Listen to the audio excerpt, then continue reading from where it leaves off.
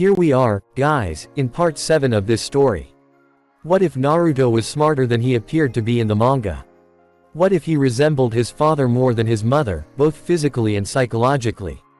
Naruto is wise and powerful. Please remember to like, subscribe, and share with your friends. Now, let's begin. Naruto flashed straight to his parents' home.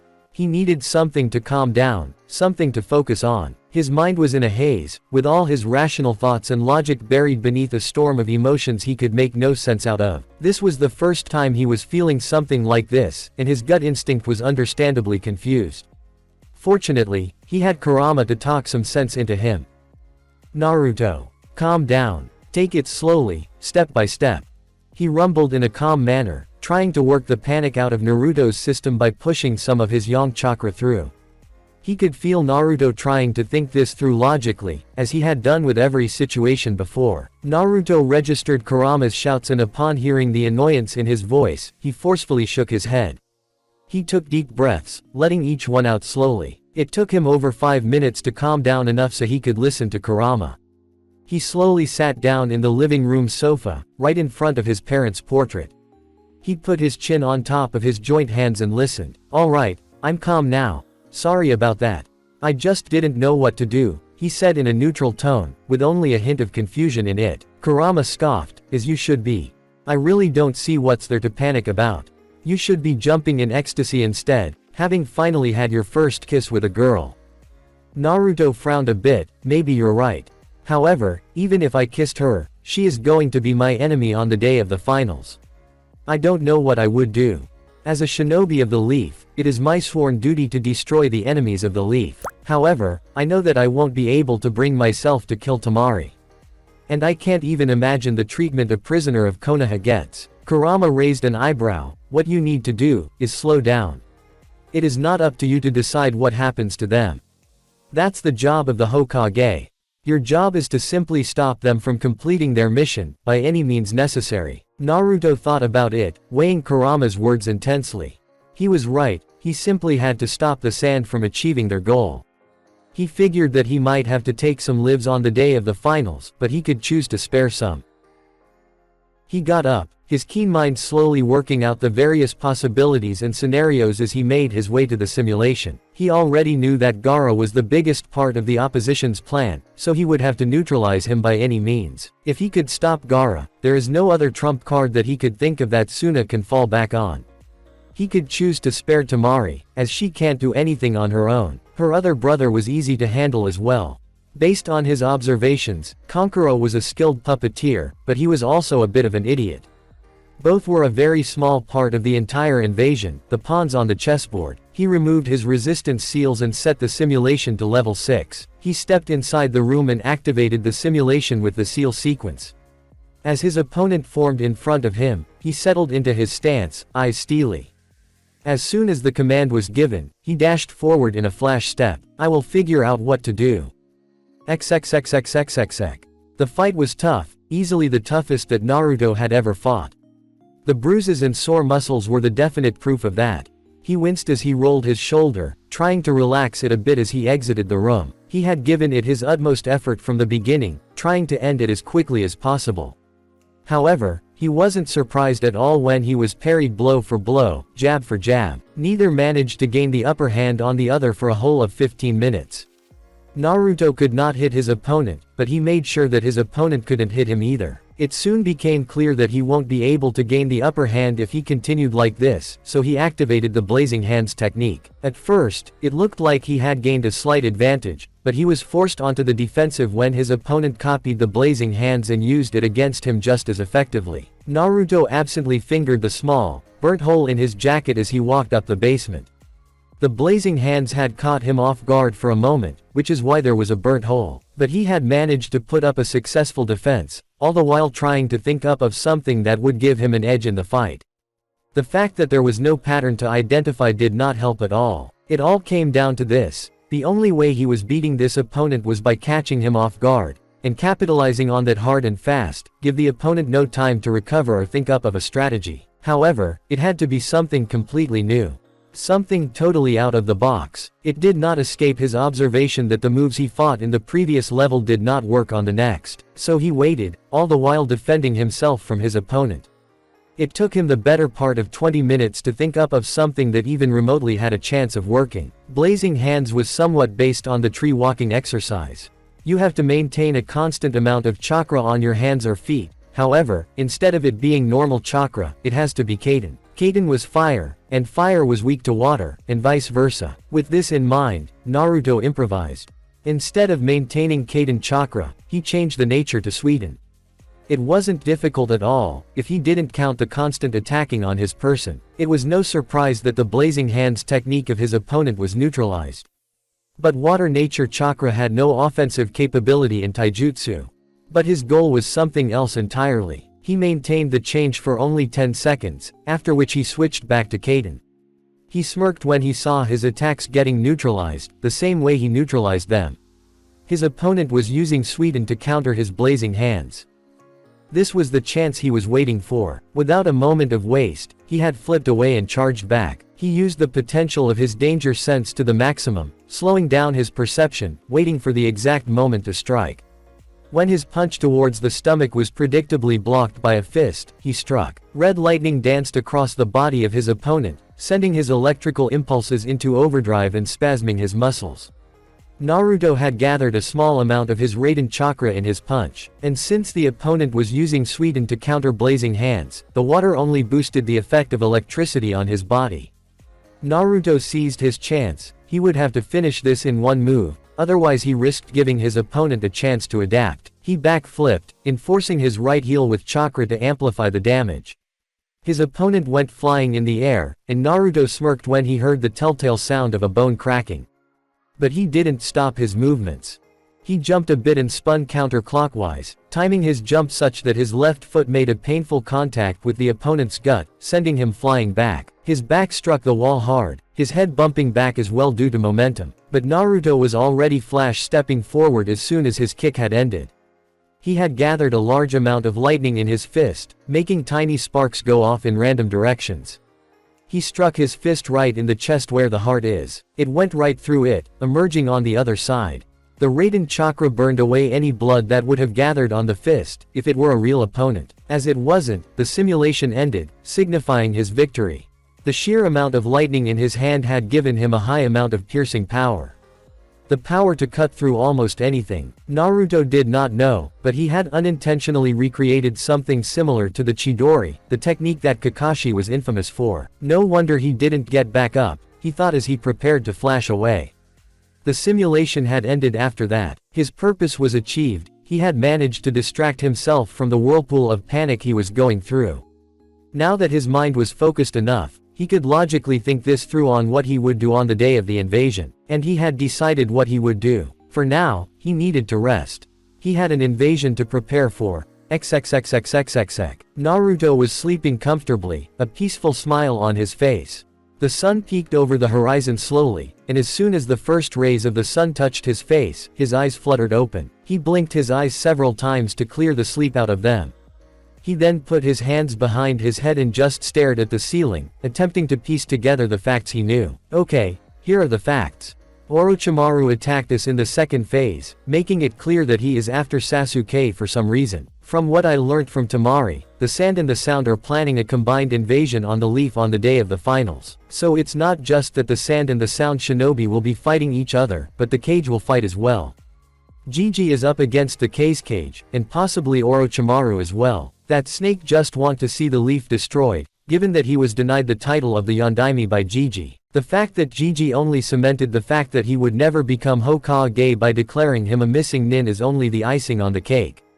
He wants to see the Leaf utterly destroyed. Naruto frowned heavily at his thoughts. The Leaf was in a very bad situation. He knew that Gigi must have organized his forces accordingly upon learning of the invasion 2 days ago, so he only needed to worry about himself. It was finally time to cut loose. He was ready to show the world who he really is. Though it will be amusing to see whether the world is ready to know who I really am, Naruto smirked. He completed his morning rituals and was waiting for his clone to finish making breakfast. Today he would be resting entirely, so he could fight in peak condition tomorrow. which means he had ample amount of time to come up with a plan on how to deal with Gaara. He doubted it was simple enough to get close to Gaara to apply the 5 elements seal, for his absolute defense was nothing to laugh at. The clone was grumbling about slave drivers when he served breakfast to Naruto. Naruto proceeded to dispel the clone while he ate the pancakes. He began thinking of ways to beat Gaara as he slowly ate his breakfast. Taijutsu was out of the question, if what Gaara did to Lee was anything to go by. Genjutsu was a useless option to use against a Jinchuriki, for the beast inside them would release the illusion for them. That left ninjutsu and fuinjutsu. Gaara primarily used sand, which was a glaring weakness for Naruto to exploit. Naruto knew how well Gaara could control his sand, but he doubted he could control it well enough when it got soaked in water. Wet sand was heavy. Fire was only good to use if it was hot enough to turn the sand to glass. He could use lightning, but he preferred if it didn't come to that. He would douse Gaara in so much water he would be hard-pressed to find enough sand that he could control. Fuinjutsu was something he could use to a great effect. A chakra absorption barrier would effectively trap and drain Gaara of his chakra until he dropped unconscious. But that presented another problem. Kurama had told him that the moment Gaara falls asleep, Shukaku would seize control and get free, so he would have to deal with a Biju. Thank God for the fox summons, he thought as he washed his plates. He dried them and went back to his room. Gazing in the mirror, he saw his hair and sighed wistfully. A second later, a clone popped into existence, already knowing what to do. He picked up a blade and scissors, and set about to cutting the original's hair. Tears of regret flowed out from his eyes. Why are you cutting your hair, Prime? It is such fine hair. Naruto turned in confusion. Why are you complaining? The clone scowled. I know what you want to do with your hair, and I say it's idiotic because we would look like idiots. Naruto snorted. Who says you have an option? The clone grumbled as he set to cutting the hair, while Naruto remained on guard, ready to dispel the clone in case he tried to shave him bald. 15 minutes later, Naruto gazed at himself in the mirror, smiling as he saw his new hairstyle. He even had his whiskers removed, for patches of hair, with a pattern that he had, hardly looked good on anyone. He had cut his ponytail, causing his hair to fall around and making 2 jaw-length, spiky ear tails on either sides of his head. He experimentally lifted his right hand and spiked his head forwards. He smiled when the hair seemed to actually spike forwards and stay like that. People are going to get a heart attack tomorrow, he smirked. He went into the bathroom and took a quick shower. I have to prepare some backup for Gigi, for he may have to face the Cage and Orochimaru at the same time, he thought as he wiped himself dry. What do you have in mind? The sudden deep baritone caused him to blink once. About time you woke up. I was beginning to get worried when you didn't respond to my thinking earlier. Kurama scoffed, you're about a 10,000 years too young to worry about me. Anyways, what do you have in mind? Putting on his clothes, he scoffed in return and replied, I'm only a genin. I can only prepare a few hundred shadow clones, nothing else. Kurama thought for a few moments and said, you know, you underestimate your shadow clones. Don't forget, you are a decently skilled mortal of your age. He gracefully ignored the snort from his host, and as such, shadow clones of your caliber can act as a great support for anyone. If you say so, Naruto absently replied as he dressed up as usual. He looked at his hair in the mirror, noting the way in which it formed a spiky mess on his head.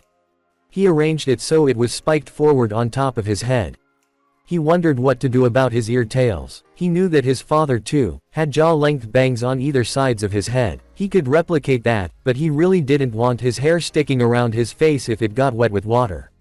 He could tie the bangs under his headband, but then it would still stick randomly when wet. What to do, what to do, what to do. It's quite rare to see someone like you, who never pays attention to irrelevant things, fussing over your hair, Kurama slyly commented. Naruto scowled. It's a relevant concern, okay.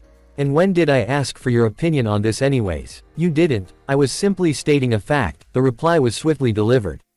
Anyways, I have something that you can try. A bit old style, but you might do some justice to it. 5 minutes later, Naruto was looking over his new hairstyle. You know Kurama, this actually looks good on me.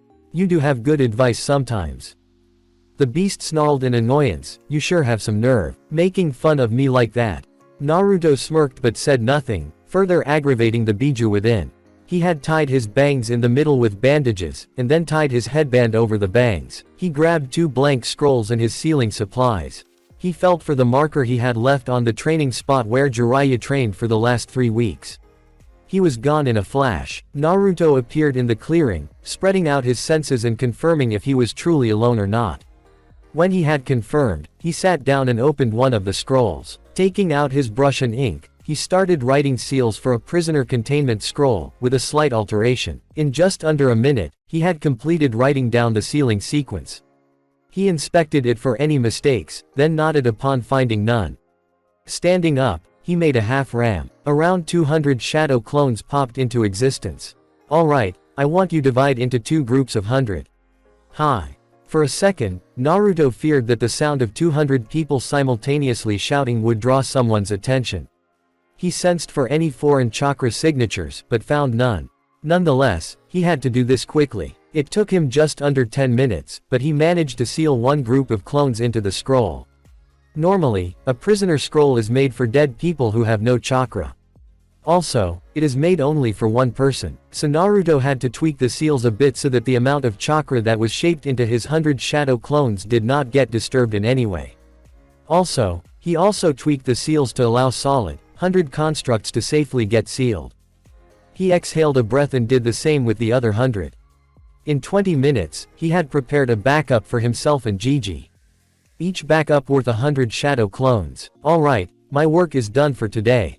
Kurama, will my reserves be back to full by tomorrow? Easily. Leave it to me. I might even be able to expand them a bit. Naruto nodded, pleased with the development.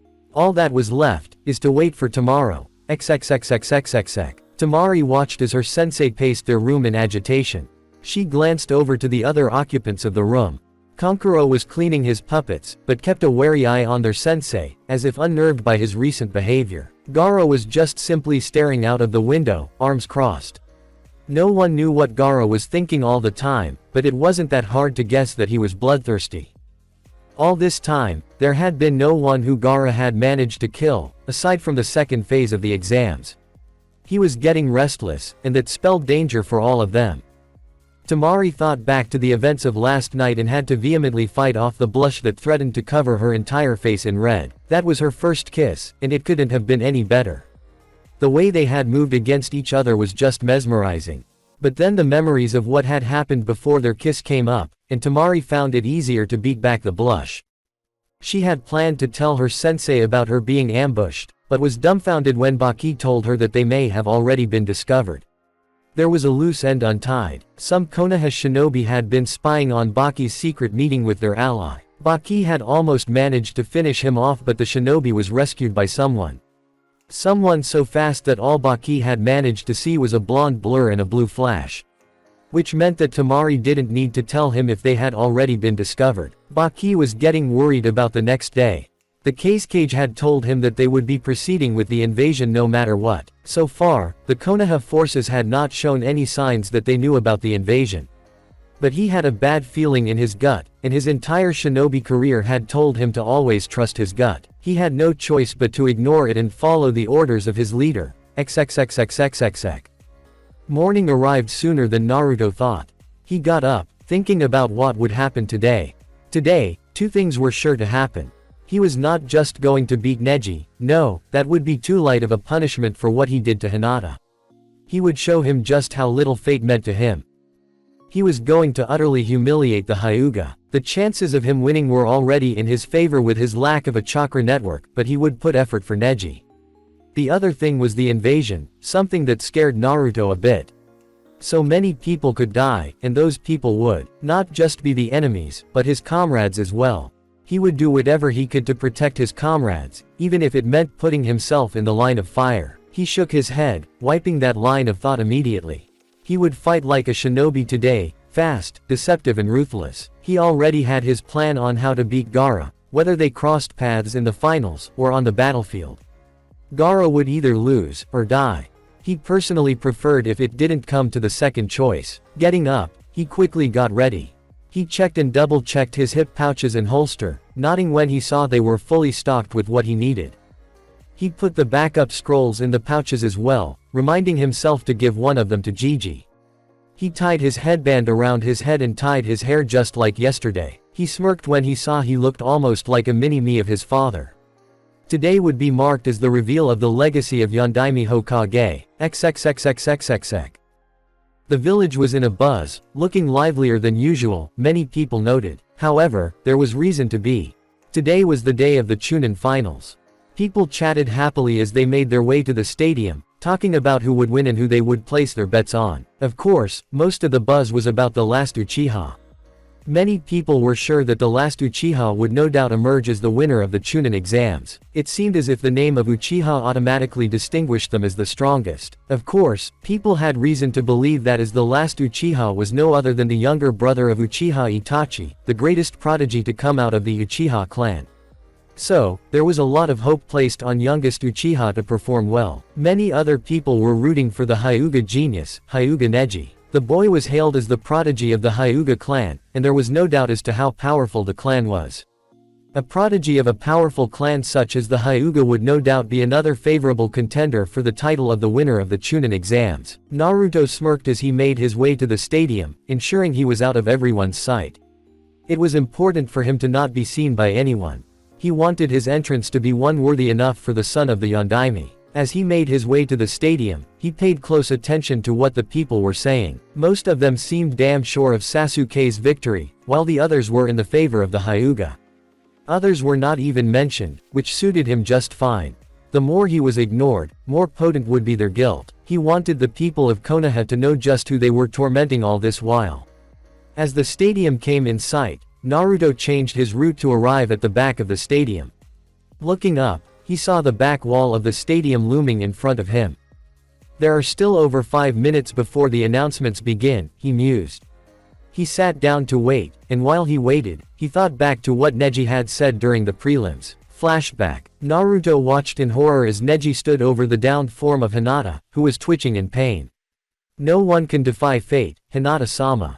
Fate deemed you to be weak, that is why you lost to me. Flashback end. Naruto frowned as he thought back to those words. The amount of scorn Neji held for his sister was unreal. He whispered, "Why do you believe in fate so much, Neji? Just what happened to you to believe in bullshit such as that?"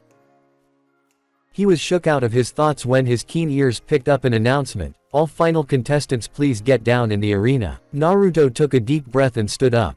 This is it, he told himself. Looking up, he saw that the top of the wall was about 10 meters above the branch of the tree he was standing on.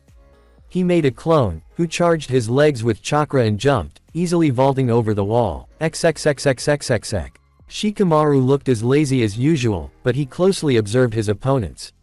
His opponent, the girl from Sand, looked every bit confident of her victory. But there was a small hint of apprehension in her eyes, which darted around the arena anxiously.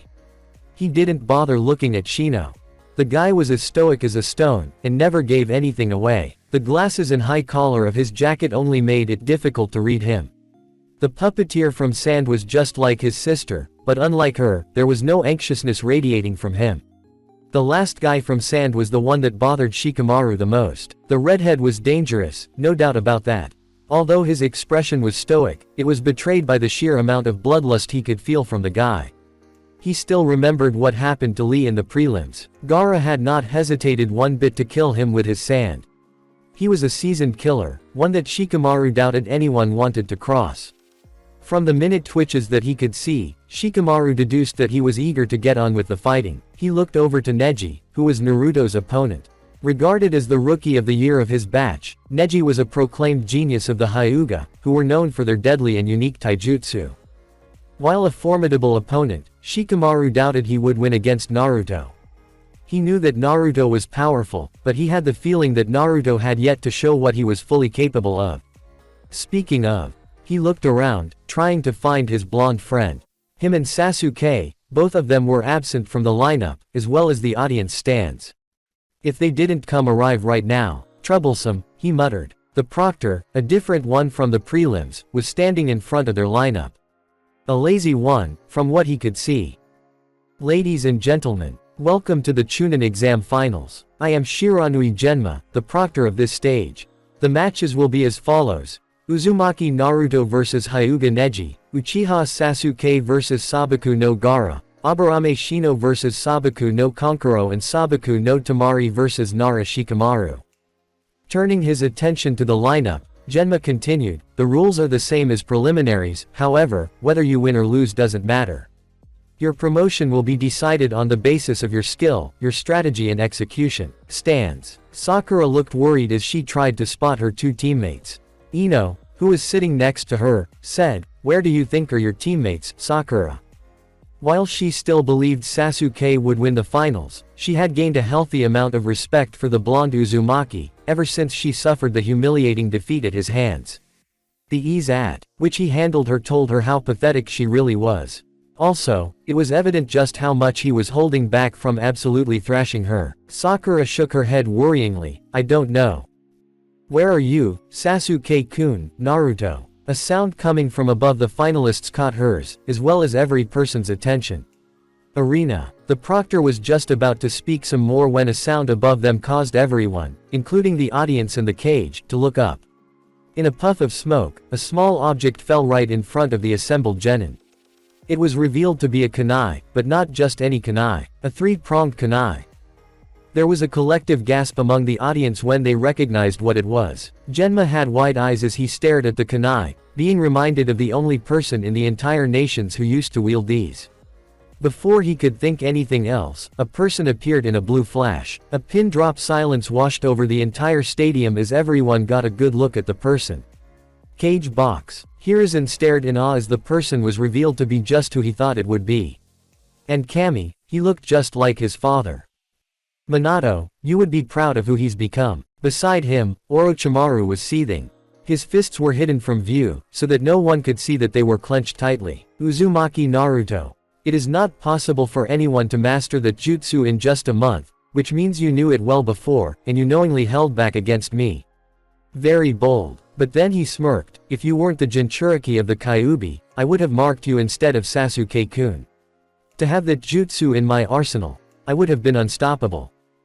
Stands. Everyone's eyes were at the point of bulging out when they saw the kunai used by their beloved Yondaime being thrown in the arena. Everyone had gasped collectively, and had jumped up on reflex when the person who had likely thrown the kunai had appeared. It couldn't be. It just couldn't be, were the thoughts of everyone. They were filled with disbelief, trying to deny what was right in front of their eyes. But no matter how much they wanted to, it was simply undeniable. Spiky blonde hair, which was no longer tied in a ponytail, but in a style that was painfully reminding them of a similar blonde. Two jaw-length spiky bangs, although tied beneath the headband and the bangs themselves tied around the middle, there was no mistaking just who the blonde Uzumaki resembled so much. He was almost a literal copy of Namikaze Minato, with only his hairstyle distinguishing from the famous Hokage. The Yondaime couldn't return from the dead, which left only one conclusion. To think that the demon container was also the son of the Yondaime. The crowd exploded in mutters, exclamations of, Yondaime, mostly drowning any other verbal exclamation. It was something that no one was expecting to see. No one knew that the Yondaime had a legacy, and now that they thought about it, it was right in front of their eyes all the time. Guilt began to creep into every Konoha villager about how they treated the boy, who was almost royalty considering just whose legacy he represented. Is that Naruto? He looks so hot. Ino cried out as she hungrily looked at Naruto. Then she closely looked at Naruto. While he had only changed his hairstyle, he closely resembled a person that was on the tip of her tongue. Sakura was beside herself as she gazed upon Naruto's new look with a slight blush. He looks almost as handsome as Sasuke-kun, if not more. Arena. Naruto stood in a crouch, right hand grasping the handle of the kunai and eyes on the front, facing the genin assembled. He took in the expression of each of them. Shikamaru's narrowed gaze, Shino's raised eyebrows, Kenkuro's frown, Temari's appreciative but slightly guarded gaze, Neji's narrowed eyes but otherwise neutral expression. But what put him on guard most was Gaara. Pulling out the lodged kunai with a slight jerk, he slowly stood up, maintaining eye contact with Gaara. Gaara's mouth almost twisted into a manic smile, but it was so quick that Naruto would have missed it if he were not looking for it. He stood up to his full height, towering full 4 inches above him. Without breaking eye contact, both of them seemed to size each other up. It was as if along with them, their Biju were also looking each other through their eyes. A new feeling washed over the assembled group. It was as if at first, there was an existing sensation of a contest between themselves. Temari and Kankuro knew that Gaara was the strongest among the three of them, and the genin from Konoha knew Neji was the strongest among them. It was a clash between both the groups. But with Naruto's arrival, it seemed that the purpose of the clash went utterly void, for here was a genin whose aura seemed to say that he already knew he was the strongest among them. The feeling was unsettling. Uzumaki, Gaara whispered, though it perfectly conveyed his bloodlust. Naruto did not change his expression, prompting Gaara to continue. Mother cries for your blood. Naruto merely lifted an eyebrow and said, she's going to have to wait. He then proceeded to stand next to Shikamaru, who turned an annoyed expression to him. You're a troublesome guy, have I ever told you that? Naruto smirked but said nothing. Genma gazed at Naruto for a moment more, before turning his gaze and calling out, just to be clear, I'll say it one more time. The same rules apply as last time. Opponents continue to fight until one is either knocked out or unable to continue. I also reserve the right to stop the match when I see fit. With that said, the contestants of the first match will step forward. The others will proceed to the contestant stands to wait for their matches. Shikamaru patted Naruto on his shoulders and walked off to sit with the rest of the rookies. When the field cleared, it was just Neji, Naruto and Genma, who stood between the two fighters as the two sized each other up. You should give up, Uzumaki. Fate has already decreed me to be the winner today. Neji broke the silence, informing Naruto as if what he said was fact, nothing more. Naruto smirked both at the squeals from the female audience and what he was about to say at him and replied, your eyes are said to be great, yet they can't even see that Fate is not the proctor of this match, Genma-san is. Neji's eyes hardened, everything in life is set by fate, as is your defeat. But I can see you do not understand fate. Slipping into his stance, he continued, allow me to explain by demonstrating it to you. Genma knew an opportunity when he saw it, and he swung his hand down in a slicing motion. Hajime. Immediately jumping back, he made a half-ram seal. 8 clones popped into existence. Go, he commanded. All of them moved in to engage. Neji did not seem alarmed at all. He calmly engaged the clones with controlled expertise, slowly but surely, dispatching them. Naruto observed that Neji's eyes never once moved in their sockets, always gazing forward. As the last of the clones was finished off, Neji was surprised a bit that another batch was already moving in to engage. But no matter, they would not win. Fate had decreed him to be the victor of this match. Stands. What is he doing, using Kage Bunshin against Neji? Asuma wondered, confused by Naruto's tactics. Alongside him, Kurenai and Guy also were wondering the same thing. If he knows the Hiraishin, he could have ended the match easily, so why isn't he? With Neji's Byakugan, any type of attack using clones wouldn't work because of his all-around vision, Guy put in his thoughts. Perhaps there is more to this match than just achieving victory, that we are not seeing. A few seats away, the head and the heiress of the Hyuga clan watched the match with impassive expressions. Hiyashi paid careful attention to the Uzumaki, who was intently studying Neji's fighting style. There was no doubt about it, Naruto was the son of his old friend, the Yondaime. Had he not known that Naruto knew the jutsu that made Namikaze Minato so known, he would have been in favor of Neji's victory. But now, he felt like Naruto was setting Neji up for something, like a predator playing with its prey, before finishing it off. He would have told Hanabi about his assurance of Neji's victory, but that was before he realized just who Neji was facing. He wisely chose to keep quiet. Arena. There, Naruto mentally exclaimed as Neji finished off the 4th batch of shadow clones. He waited for Neji to get his breath back as he prepared himself, setting into his stance. He found out all he needed to fight this match on his terms. Neji finished off the last clone and faced the original, all the while mentally cursing. While it took much longer than he estimated, he was able to finish all of them off. But that wasn't what surprised him. The clones, along with the original, didn't seem to have any chakra network at all. The Hyuga clan's taijutsu was largely based on attacking the tenketsu in the chakra network, cutting off the flow of chakra where they struck. However, the revelation that Naruto did not have a chakra network almost made his taijutsu null and void. It was almost like he was fighting blind. Almost. Along with learning the locations of the tenketsu, the Hyuga also learned the locations of various pressure points. With the option of striking the tenketsu out, he only had pressure points to rely on. While not as many as the number of the tenketsu, there were enough for him to strike. He turned to the original, watching him settle into a strange stance. He settled into his, knowing that Uzumaki Naruto had given him yet another reason, along with being the son of the Yondaime, to believe that he was a very dangerous opponent. "I presume you know that I am not a normal opponent by now," Naruto called out. Neji narrowed his eyes and deactivated them. "Indeed you are not. But that doesn't matter. Fate has spoken in my favor today, which is why you will lose." Naruto narrowed his eyes. "If you insist on believing so much in fate, then allow me to show just how fragile the concept of fate is." With that, he moved. Almost everyone, including most of the Jonin in the stands, was perplexed as one moment Naruto was standing 10 feet away, and the next moment a foot was being barely blocked by the Hyuga. Many people thought it was Hiraishin. However, when Neji was sent skidding back from the force of the kick, they realized that Naruto had moved so fast that the momentum had augmented the force behind the kick, causing Neji to go skidding backwards. But Naruto had only started. Neji had barely begun to think when Naruto attacked again. He was shocked at just how fast and ruthlessly he was forced onto the defensive. As he tried to block the attacks, Neji had thought that Naruto's fighting style was focused more on the strength of the attacks, rather than speed. He was promptly proved when he failed to hide his winces when he felt the force behind each of the attacks. He moved by instinct as he attempted to redirect the force behind Naruto's attacks. The speed behind his attacks was nothing to scoff at as well. While the strikes had impressive force behind them, they seemed to be augmented by the sheer speed that Naruto was using to strike. Son of the Yondaime indeed. Only years of training in the martial art of his family and developing his instincts allowed him to dodge his attacks. Even then, he was dodging and blocking by instinct only. That wasn't the only problem.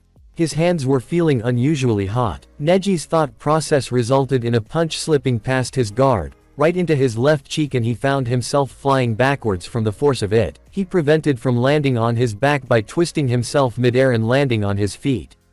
His hand came up to tenderly rub the, surprisingly, slightly burnt area as he narrowed his eyes, trying to figure out just how was Naruto defying fate.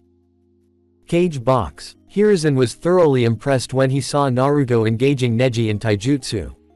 Usually, it was considered suicidal to engage a Hyuga in taijutsu, but it seemed Naruto had no such qualms. Not just that, but his taijutsu was effective enough to put a Hyuga on the defensive.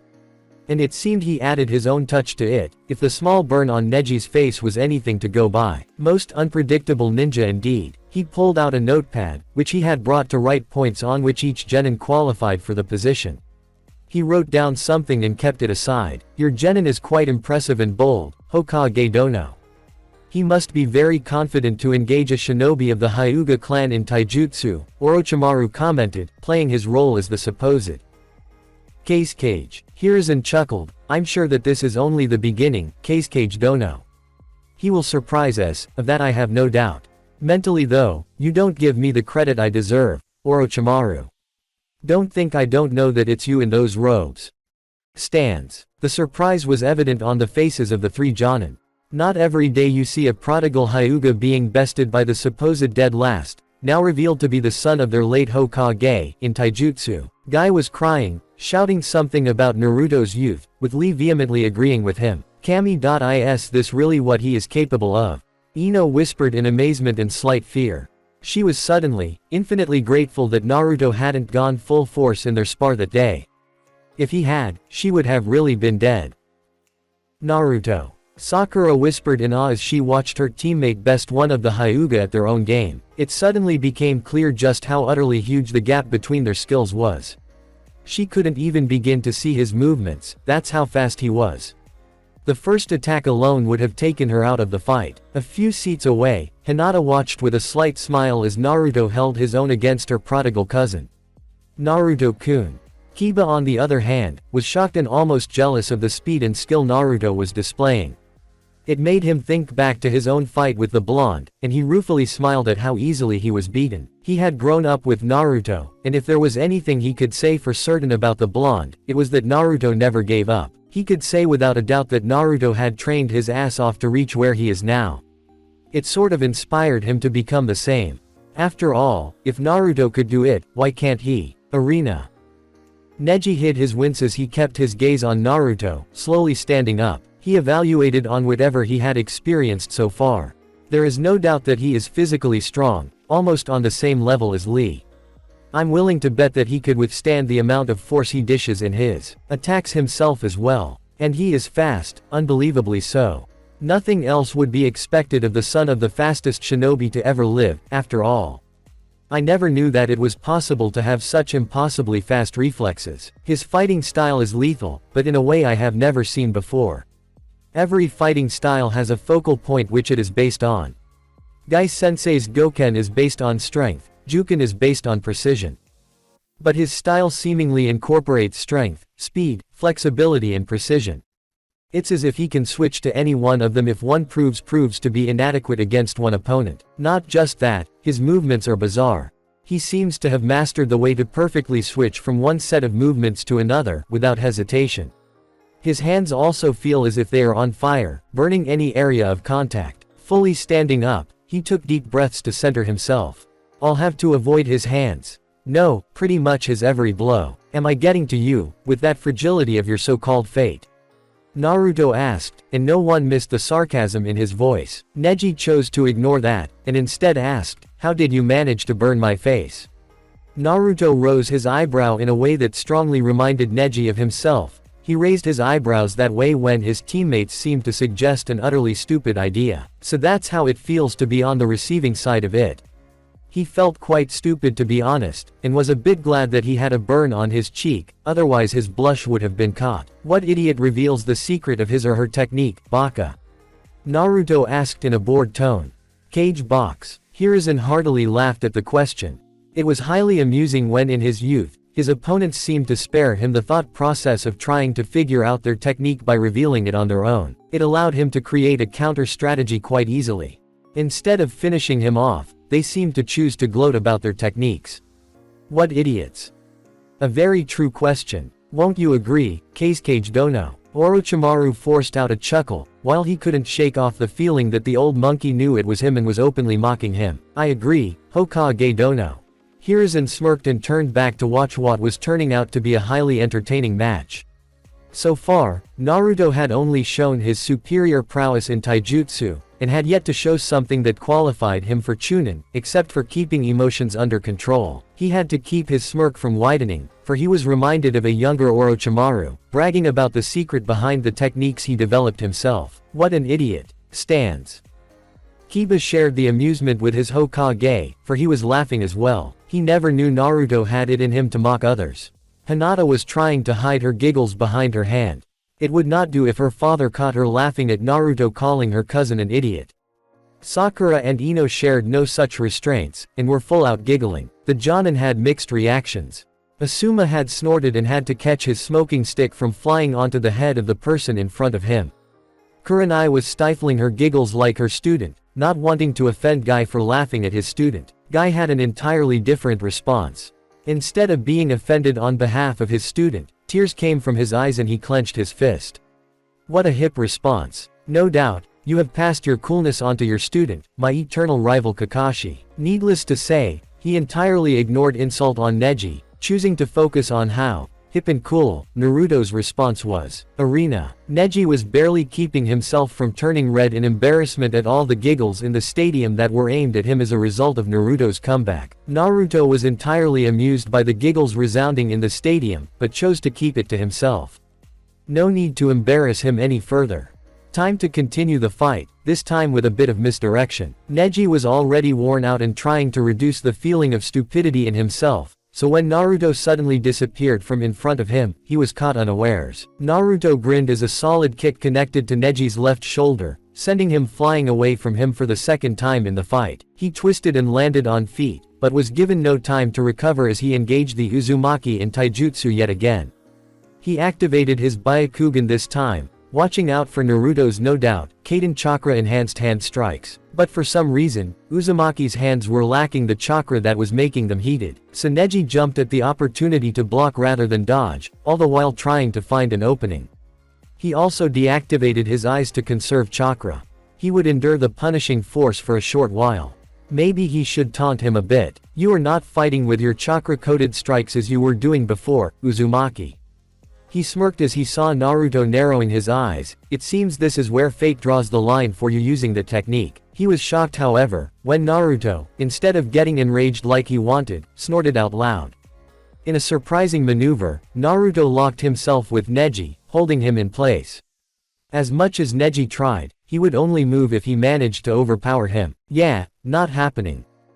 Neji grunted as he tried to get out of the lock Uzumaki had put him in, but as much as he struggled, he could not move the limbs of the blonde. His face twisted in a snarl, and he locked eyes with Naruto, who had a neutral expression on his face. Whatever he was going to say was thrown out of the window at the blonde's words. Only a pansy like you would call misdirection is an act of fate. He saw it, but could do absolutely nothing to stop it. Futen. Repuusho, a clone, who had appeared beside them without any hand seals which caused a gasp to resonate through the shinobi part of the crowd, had enough compressed air in his hands to cleanly blow Neji away almost 20 meters. Naruto had released him from the lock at the very last second. While the force was enough to send him flying, it lacked a damaging component. But instead of feeling relief, Neji only felt dread. He had a feeling that Uzumaki had planned something much worse for him. Unlike the previous times, Neji failed to add grace to his landing and as such, rolled toughly onto the ground. Remembering that Uzumaki would not likely give him time to recover, he quickly got up to his feet, just in time to see 4 shuriken converging on him with deadly accuracy. He jumped to the side to avoid them, but was surprised by the blonde, yet again, so he decided to switch to long-distance attacks. This is good for me, for I might be able to use this window to recover a bit. But that thought was thrown out of the window in the next moment. Naruto had predicted in a split second where Neji would land, after he avoided those shuriken. So, he had cleverly threw 3 kunai, wrapped with explosive tags of his own design, to that spot. Neji grit his teeth as the kunai came closer and closer. It seems I'll have to use that. Naruto watched as the kunai almost hit Neji. His eyebrows raised in surprise when Neji suddenly spun, so fast that he wasn't even visible anymore, and was covered in a dome of his own chakra. Hakusho Kaden. Naruto activated his exploding tags just as they reached Neji, and watched with a mix of curiosity and fascination that the dome of chakra spinning around Neji completely protected him from the resulting explosion. Stands. Hanabi turned to her father. "To-sama, isn't that?" "Yes," Hiyashi replied instantly. His own eyes were narrowed as he clenched his fists. Kaden is supposed to be the technique of the main house. How does Neji, a member of the branch house, know it so well? Arena. Neji stopped spinning, and couldn't really hide the smugness from his voice as he saw the expression on Naruto's face. He could gloat later. Right now, he would capitalize on this small window of opportunity. No need to use the Byakugan, for he knew exactly where to strike.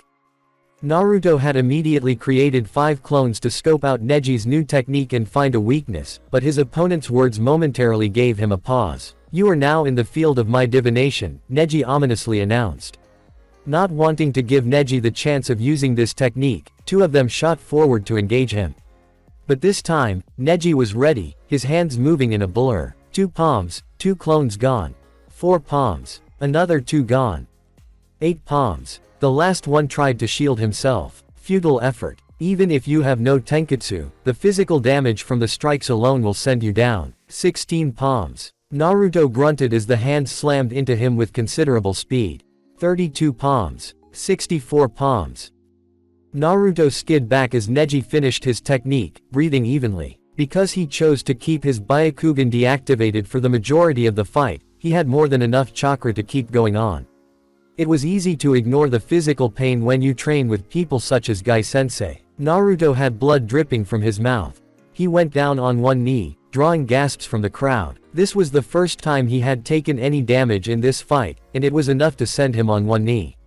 Looking at Neji, he asked in obvious pain, "I assume you were going for physical damage. If you couldn't find my tenketsu, weren't you?" Neji felt a sense of superiority as he looked down on Naruto. No one remained in fighting condition after getting hit by the 8 trigrams, 64 palm technique. You assume correctly. While you were formidable for some time, this is where this ends, Uzumaki. I told you before, fate has decreed that I will win today. Cage box. Orochimaru smiled under the veil, a most formidable technique of the Hyuga clan, Hokage no. I wonder if this is the end for the young Uzumaki. Hiruzen smiled as he wrote something down on the notepad. Don't worry, Cage Dono. Naruto won't go down this easily. Stands. The Jonin had confused looks on their faces. Why did Neji do that? Couldn't he see it? Guy was rubbing his chin. I don't know what Neji was thinking when he did that, but it clearly didn't work the way he might have expected. While the news that Naruto didn't have a chakra network was quite staggering, they wanted to see how Neji would work his way around it. The genin on the other hand, were different parts worried and resigned. Kiba, Hinata, Sakura and Ino wore worried looks as they looked at Naruto. Naruto-kun. Hinata whispered in worry, knowing just how formidable the technique that Neji had used was. Even if Neji didn't have Tenketsu to strike, the muscles that were struck would suffer considerable damage. What a technique, Ino whispered in awe as she looked at the kneeling form of Naruto. Naruto had completely dominated the fight from the beginning, but Neji had seemingly turned the tables with just one move. Get up, Naruto. Sakura was chanting in her mind, restraining from saying it out loud. Tenten on the other hand, just shook her head as if she already knew this was going to happen. While you were good Naruto, there is no way you can recover from this. Arena. Naruto, despite being in pain, chuckled. Neji rose an eyebrow. What's so funny? Naruto looked up with mirth swimming in his eyes, and I told you, fate is very fragile. And he burst into smoke. Cheers erupted from the crowd as it was revealed that the Uzumaki had pulled a fast one on everyone, including Neji.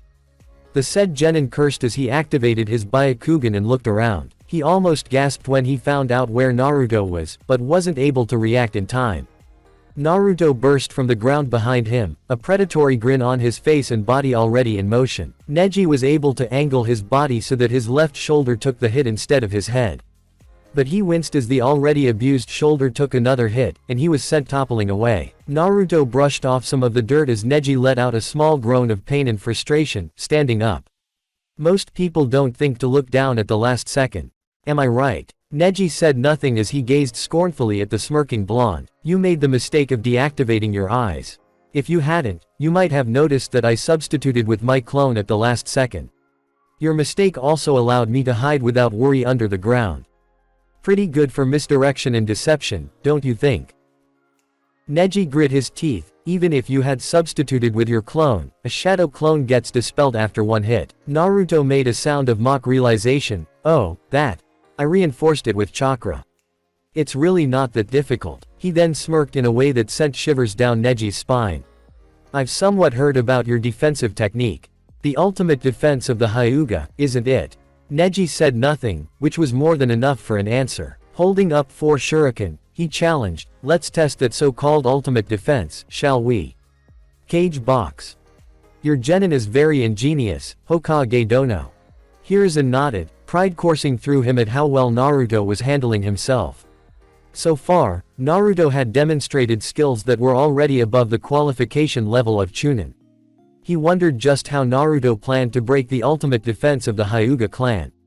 Stands. Kiba, Ino and Sakura had shouted in glee when Naruto had popped, the real Naruto kicking Neji away. Hinata had quietly cheered for Naruto, while Tenten was in a state of disbelief. While even Lee couldn't get up after Neji's technique, it was a whole another thing to avoid it successfully altogether. Arena. The shuriken whizzed towards Neji, who jumped to the side to avoid them, opting to conserve chakra. He was stupefied, however, when he spotted a giant ball of fire making its way towards him, fast. Having no time to jump again, he was forced to resort to his defense. Kaden. Neji reached his maximum rotation speed just as the fireball reached him. The fireball crashed into the spinning dome of chakra, taking only 5 seconds to disperse, which was 4 seconds too late for Neji. It was hard to accurately keep track of your surroundings when you were spinning at a really high speed. So one moment Neji was inside the dome, the other moment Naruto was inside with him. Wait, what? This time, Neji didn't even have time to be fully surprised as he was punched in the face, hard. The sudden application of an external force disrupted the Kaden, and Neji was bodily thrown through the fireball. I'm really getting tired of being thrown like that, Neji lamented as he stood up once again, a bit burnt from going through the fireball. Stands. Asuma and Kurenai were gawking at the way Naruto broke the defensive technique.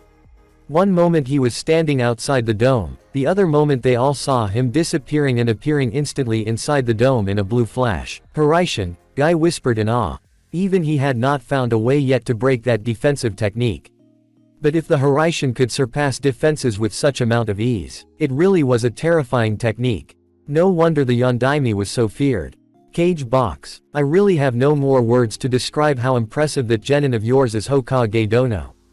To learn and master the Yondaime's most feared technique at such a young age is no small feat, Kage complimented. Hiruzen smirked and nodded. That was a masterful use of the Hiraishin. Naruto must have marked Neji at the very first opportunity. Also, to be capable of using two elemental natures is very impressive, Orochimaru complimented. Hiruzen accepted the compliment on behalf of Naruto with a nod and a smirk. Arena. Neji breathed heavily as he gazed at Naruto. He was down to just a quarter of his chakra reserves, while Naruto had yet to show any signs of fatigue. What he didn't know that Naruto's chakra reserves were so much larger that he had only used a small drop of the entirety yet. How did I break your defense? Naruto helpfully finished it for him. When he saw him nod, he sighed. While I did say before that only idiots reveal their technique, it's no big secret as to the way I appeared inside with you. Reaching behind him, he pulled out his Hiraishin kunai, dangling it in his index finger. I'm sure you know what this is. He looked around, discreetly seeing that he had captured the attention of the entire audience. This is a kunai that was once used by my father, Namikaze Minato. Mutters rose in the crowd in response to the confirmation of their thoughts from before, but quickly silenced when Naruto continued. The Hiraishin no Jutsu is a space-time technique, a combination of ninjutsu and fuinjutsu. Basically, this formula here, he showed him his imprinted formula, acts as a beacon for me. Wherever this formula is, I can teleport there without any problem. That means, the reason I was able to get in there is because you already have a mark on you. Neji had never widened his eyes this much in his entire life. He desperately searched for the place where Naruto had placed his formula, and found it beneath his forearm. Never before had he been so outclassed in a fight. How had he failed to notice such a simple thing? Naruto spun the kunai, catching it in a reverse hold. The look on his face was almost as if set in stone. It was the same look the yellow flash gave to his enemies before killing them. I could have ended the fight the moment we engaged in taijutsu. In another scenario, if you would have been my enemy and not a comrade, you were dead the moment I put this mark on you. Silence rang in the entire statement as the cold truth of the words hit each person. It was only now that they realized just how truly dangerous and lethal the Yondaime's use of this jutsu was. It was basically as if you were marked by death. If you had this mark, there was no escape for you. Then why didn't you? Naruto raised an eyebrow, and put the kunai back in his pouch. Tell me something, Neji. Why do you believe in fate so much? What gives you the excuse to claim that everything is fated to be? Neji looked surprised for a moment, but then his eyes hardened. He reached for his headband and removed it. Because of this, he said, pointing to a green seal on his forehead. It was a cross in the middle, with hooks on either side of the cross. The bird cage seal is given to the branch house members of the Hyuga clan by the main house members. While it may seem that both the houses are family, it is a lie. The cold reality is that the branch house members only act as servants to the main house, he explained. Naruto didn't attack him when Neji closed his eyes, instead opting to hear his story out. The seal is given to the branch house members to protect our prized bloodline from falling into our enemies' hands. After the death of a house member, the seal activates and seals the abilities of Byakugan. By that, I mean this seal binds us until death. A destiny from which we cannot escape. Neji told him about the Hyuga incident which happened 8 years ago. How Hinata was almost kidnapped by the ambassador from Kumogakure no Sato. How the village had demanded the death of Hiyashi Hyuga as compensation, how his father was offered instead. Till the end of the explanation, Naruto did not allow one speck of emotion to show on his face. When Neji was finished, then Naruto spoke. You speak that it is fate that the branch family will always remain bound. Yet you contradicted your own belief when you tried to kill Hinata in the prelims. You tried to divert from your predestined path. All of this, because you hold a grudge against the main family. Neji finally lost control of himself. My father was taken away from me because Hiyashi-sama couldn't take the responsibility for his actions. My father had to give his own life, just so Hiyashi-sama could keep on living. Naruto said nothing for a while. Neji thought he had got through the blonde, but was shell-shocked when he heard Naruto's next words. I already planned on winning today, but I'll say it just for you. I won't be losing to a coward who's always blaming all of his problems on some nonsense such as fate. Someone as ignorant as you is in no position to lecture me, Neji shot back. You can never understand what it's like to be burdened with a symbol you can never be rid of. There was a pin-drop silence in the whole stadium. The whole audience felt the impact of the words. Neji couldn't have been more wrong. The senior shinobi feared Naruto would lose it, even the Hokage. But thankfully, Naruto kept a tight lid on his emotions. It wouldn't do losing it in the center of a crowd. Naruto sighed wistfully, whispering, "You're wrong. I know exactly how it feels, but enough talk." He finished in a strong voice. He made a ram seal, and Neji felt that it was better to be cautious rather than just wait and see what happens. Immediately, he jumped back, or tried to anyway. It wasn't as if he was paralyzed, but it felt like his body was stuck in mud. Just as you have to struggle to move your limbs when drowned in water or mud, Neji had to struggle to just move his arms. It was as if he was stuck in clay. What the hell is this? Naruto was calmly walking forward, now that he had successfully activated his seal. Resistance seals. While normally used for training, it's somewhat unusual to apply it in combat. You are currently experiencing a level 3 resistance. Fuinjutsu is perhaps the most versatile of the shinobi arts, won't you agree? Cage box. Your genin is just full of surprises, Hokage Dono. To make use of seals so efficiently in combat, with just his chakra, it's almost as if he is already an expert. Not many choose to study that particular art. Hiruzen chuckled and replied, Naruto is more than just skilled in Fuinjutsu. He is perhaps the most skilled person I have ever seen. Not surprising, if you consider just who his father was. The other, Cage, nodded in approval. He definitely qualifies for Chunin. To think he had managed to put a Hiraishin and a resistance seal on his opponent. He had been several steps ahead of his opponent right from the beginning of the match. Hiruzen absently nodded, choosing to focus on the match. Taijutsu, Ninjutsu, Fuinjutsu. Stands. I didn't know Naruto knew Fuinjutsu like that. Ino exclaimed. Sakura smiled, proud of having a teammate like Naruto. Naruto is an expert in them, you know. Kiba hollered, Yosh. Go, Naruto. Tenten was dumbstruck just how many steps Naruto had been ahead of her teammate. The Jonin were beside themselves. Asuma was rubbing his head. You know, he really is quite well versed in sealing for his age. Not many people can apply seals with their chakra just like that. Kurenai nodded, and both of them tried to block out guys shouting of how youthfully Naruto was displaying his skills. Arena. Neji stood rooted to his place, and to his horror, Naruto came running towards him, with him being unable to do anything about it. He received a painful punch on his right cheek, and the force behind it was enough to send him stumbling to his left. It hurt, considering he was experiencing resistance in his movements. Naruto was suddenly in front of him, punching at the same spot again. Only this time, it hurt a lot more than before. The result was the same. Neji went stumbling to his left. Finishing it off, Naruto 540 kicked the side of his head with such force, that Neji could have sworn he saw stars in front of his eyes. He was sent onto the ground, and this time, there was no getting back up. You might think that it was because of the resistance seal, but no. He had taken way too many hits, and his body had finally given up. Neji could do nothing but glare at Naruto as he crouched in front of him. I told you, Naruto stated softly. Fate is a fragile concept. Our destiny is never set in stone, Neji.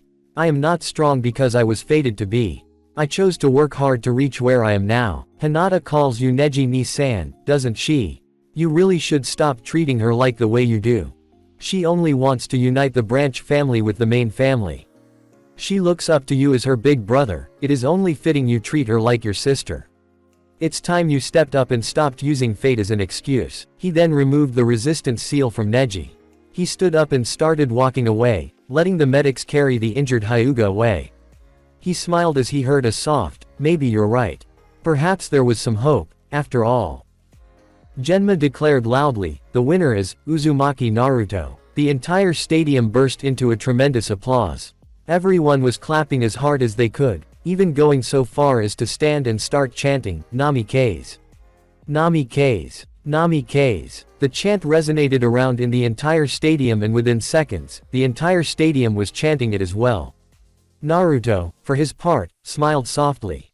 The sight of everyone cheering for him, even if it was a name that he really didn't use, brought a lump to his throat. He was finally acknowledged by everyone. Bowing to the crowd, he turned away and headed to the genin stands. He received many good-natured pats on the back, and shook almost everyone's hands on the way. The words, "Great job," and "Congratulations," rang frequently in his ears. He just accepted them all with a smile and continued on his way. When he reached the stands, he took in the reactions. First there was Tamari. She was gazing at him with a small smile, and nodded at him, mouthing, "Good match." Despite what had occurred between them 2 nights ago, they could respect each other as competitors.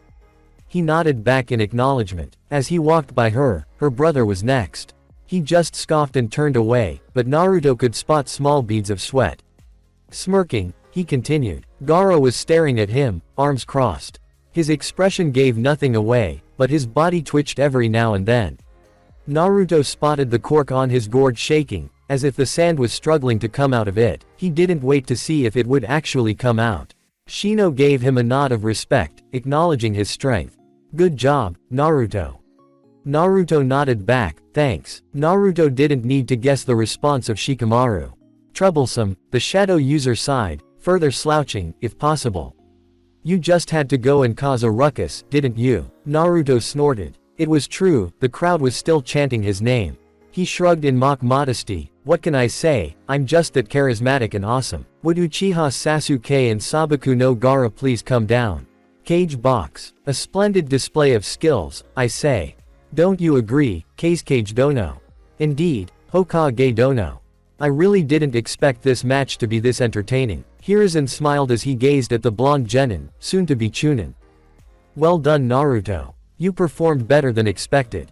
Though you could have ended the match far more quickly, you chose to amend Neji's ways by proving him wrong.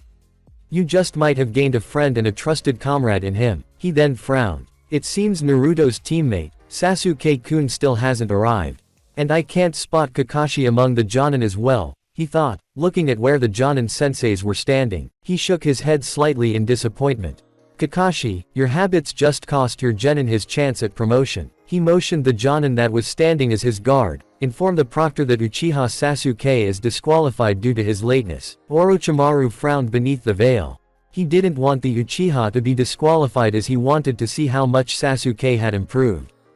"Hokage Dono, can we not give him 5 more minutes to arrive?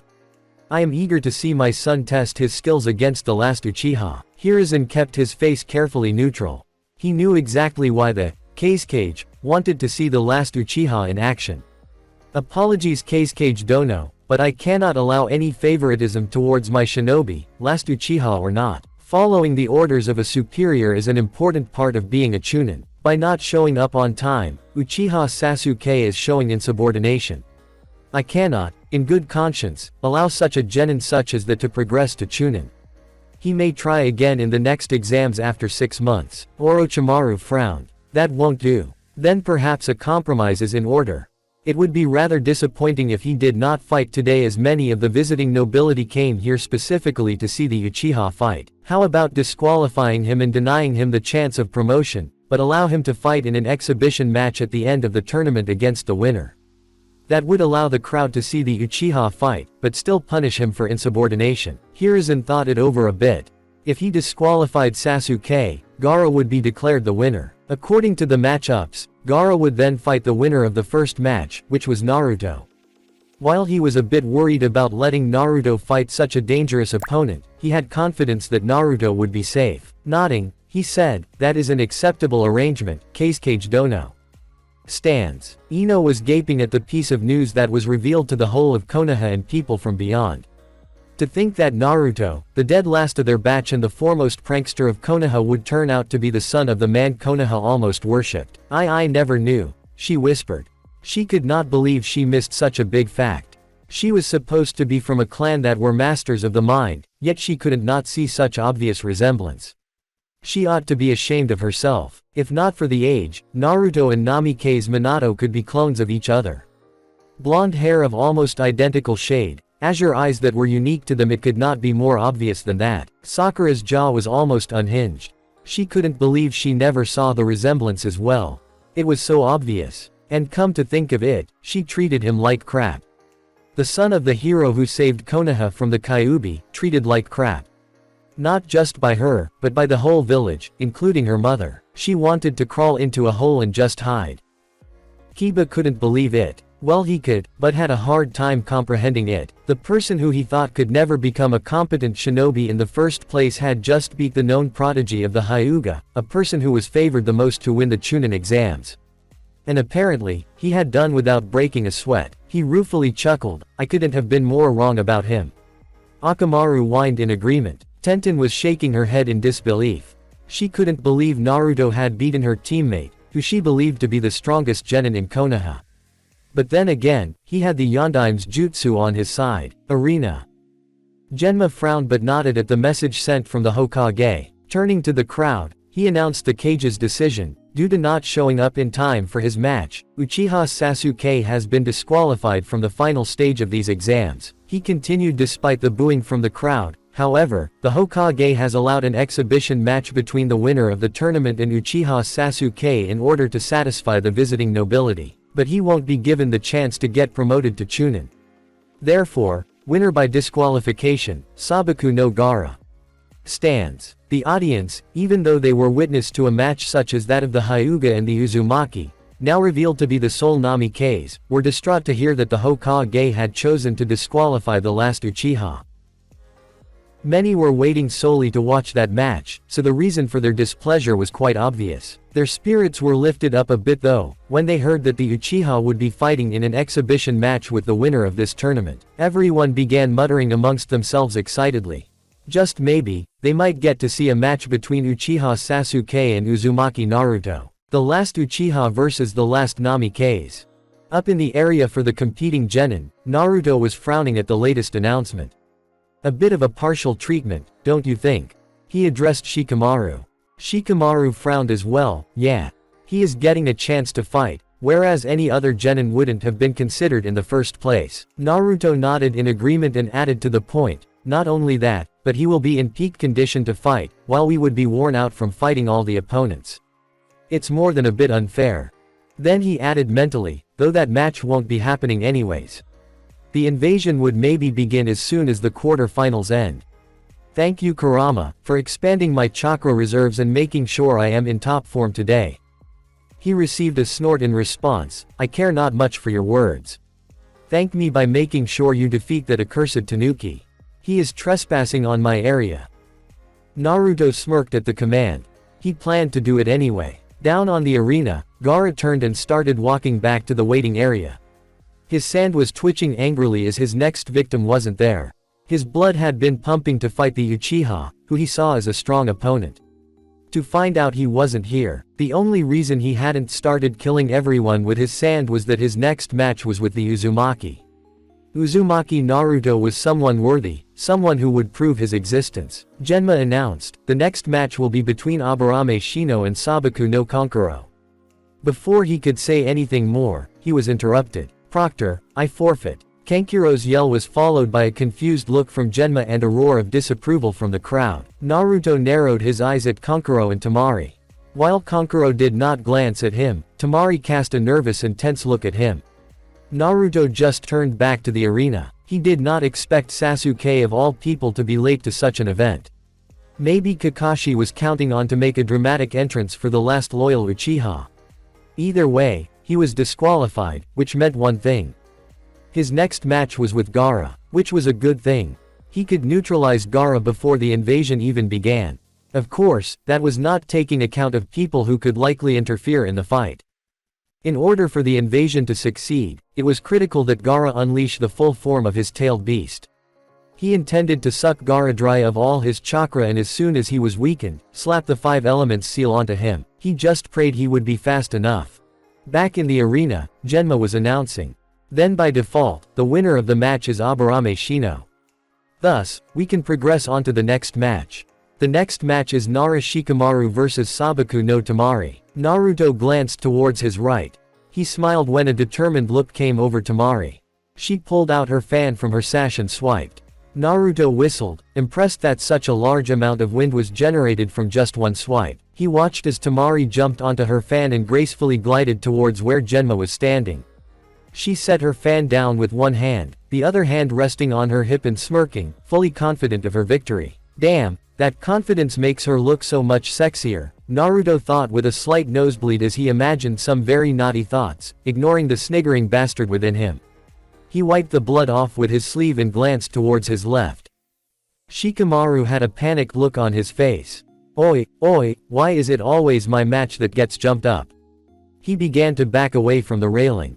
I'm forfeiting as well. I don't care what my troublesome Ka-san says or does to me, I am not. His rant was cut off when a hand was placed on his shoulder. He turned to face Naruto with a quizzical look. What are you? It's okay Shika, Naruto said, complete with the sympathetic look. Shikamaru gave him a suspicious look, so Naruto did his best not to smile. But there's just one problem.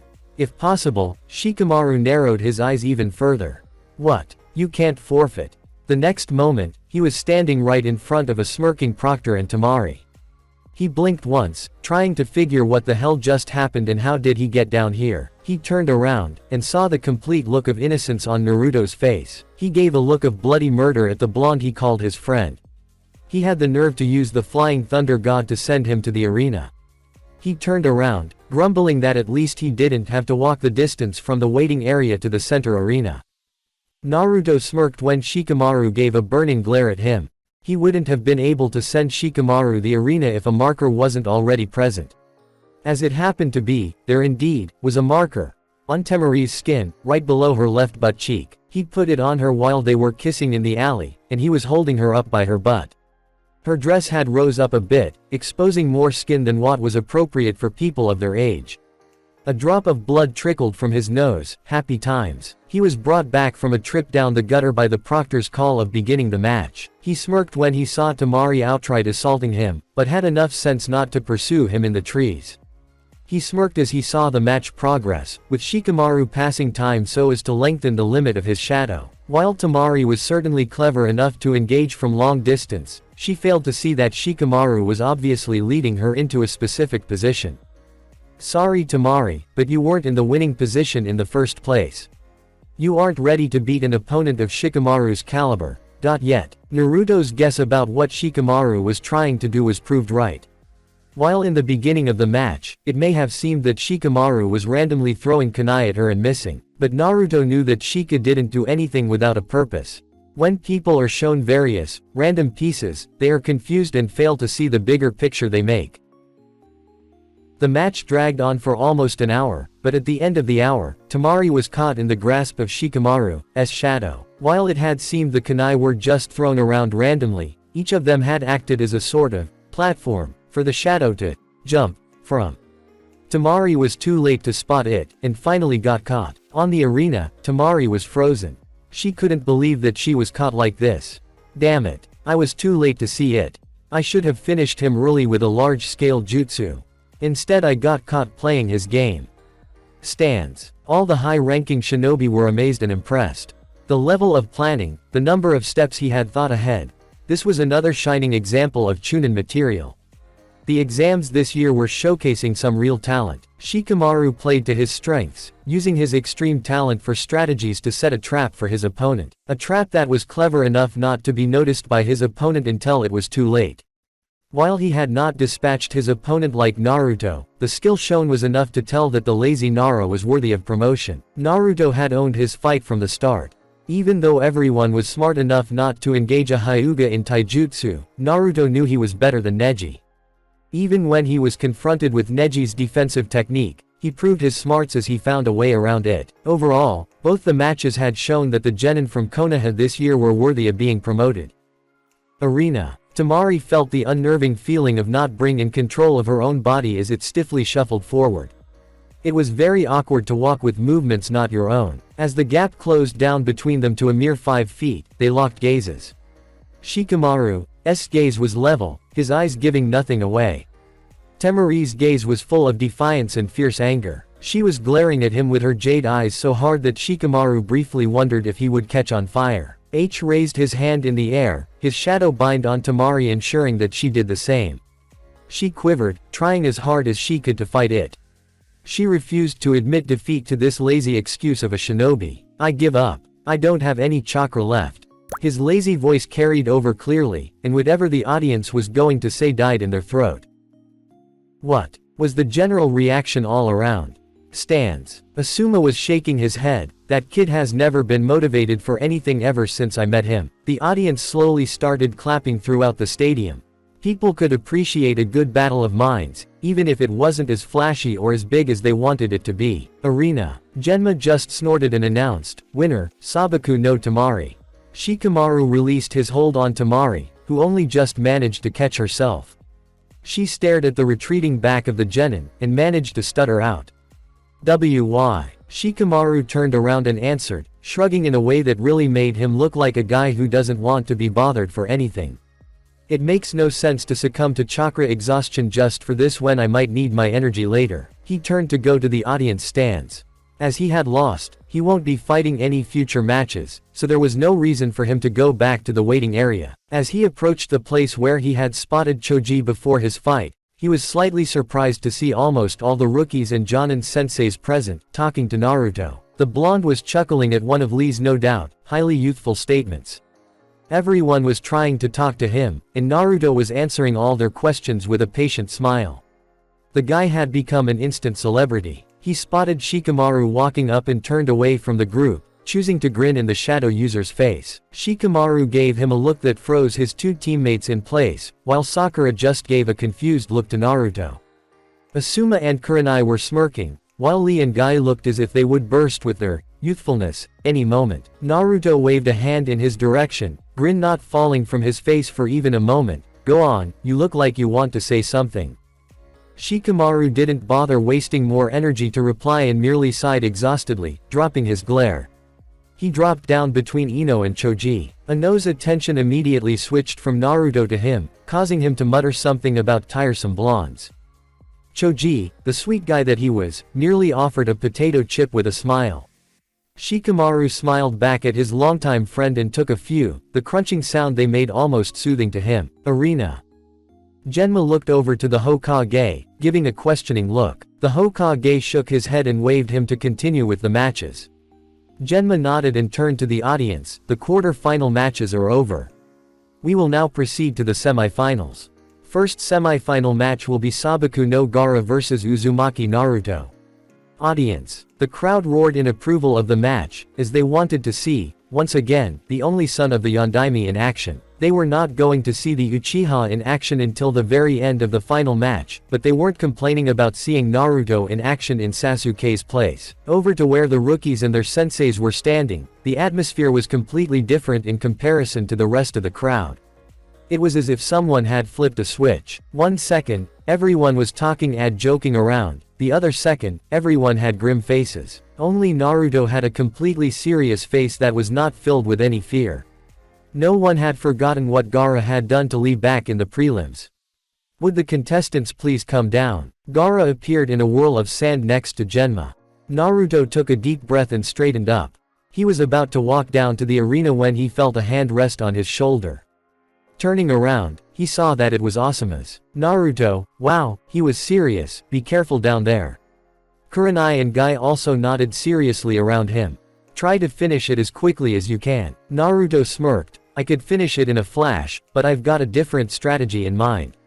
With that, he walked off, the rest of the rookies mumbling their good luck wishes. He snorted when Shikamaru mumbled a, "You better not die." Ino swatted his head for that. Arena. Naruto kept his eye on Gaara the entire time he walked to the center of the arena. Gaara had dropped all pretense of being calm and controlled. A grin not unlike that of a psychopathic killer graced his face as Naruto came to stand in front of him. The tension was so thick that it was almost suffocating. Gaara was releasing ungodly amounts of killer amount, his quirk already twitching madly, as if the sand had a mind of its own instead of being in Gaara's control. Naruto, instead of releasing killing intent of his own, slowly started saturating the air with a moderate amount of chakra. His chakra was very dense, in addition to being almost soothing and had a positive feeling to it, unlike Gaara's. It somewhat eased the tension in the air. Genma nervously watched both of them. Cage box. Orochimaru smirked behind his veil. While he wished to see how Sasuke would do against Gaara, this was a fine arrangement as well. A match between two Jinchuriki would no doubt prove very informative. This should be a very entertaining match, Kage Dono. Your son versus the Yondaime Hokage's son, Hiruzen commented with a chuckle, hiding his nervousness about Naruto's safety. But you must understand my concern, given what happened to one of my genin in the prelims. The other Kage waved a hand. Worry not, Hokage Dono. Your genin has proved himself to be most ingenious and resourceful. However, if worst does come to pass, I'll stop Gaara myself. Hiruzen had to commend Orochimaru on his acting skills. Had he not known it was his former student under those robes, he would have believed that statement wholeheartedly. He turned his attention back to the match. Naruto was up against a Jinchuriki who had full control of his Biju. He was fully confident in Naruto's skills, but he couldn't wave the worry away. Something on the arena caught both the Kage's attention. Arena. Just as Genma was about to give the signal to begin, a sudden whirl of wind and leaves interrupted them and received a frown from Naruto and Gaara. As the whirlwind settled down, Naruto had to stop himself from looking thoroughly annoyed. Two figures were standing back to back.